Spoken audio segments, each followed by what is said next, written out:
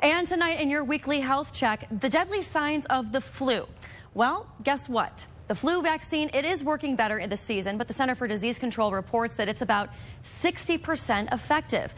But children still have died from the flu this year. So parents, there's things you need to keep your eye on if your little one happens to catch it.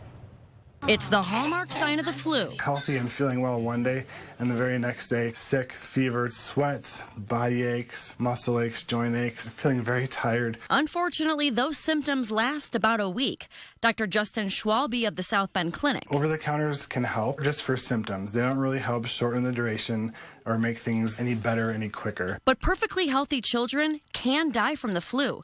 So how do you know if your child's flu is about to take a deadly turn? The second that they start working really hard to breathe, that's when you want to start getting concerned. Flaring nostrils or tense neck muscles could be a red flag that breathing is becoming a struggle. If their face is looking concerned when they're trying to breathe, like, then that's another thing. The next and most important warning sign might seem normal. Someone has the flu, they get better, and they can get sick again. A second run of the flu implies a secondary infection. What started out as a virus affected the body one way, and now it leaves room for another sort of infection to take place. And that opens the door to deadly infections. Pneumonia, sinus infection, ear infection, all sorts of other bacterial infections. So it's important to stay on guard and monitor your child's fever. As a parent myself, when my kid has a fever, I get anxious too. It's not something that we always have to think of as a bad guy, because fever can maybe even help fight an infection. With a high fever, though, the body loses a lot of water,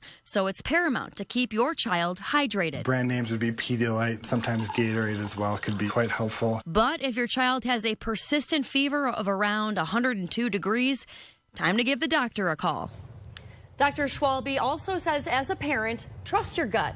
If your child has the flu and just isn't acting like themselves or showing abnormal behavior, take that seriously and talk to your doctor.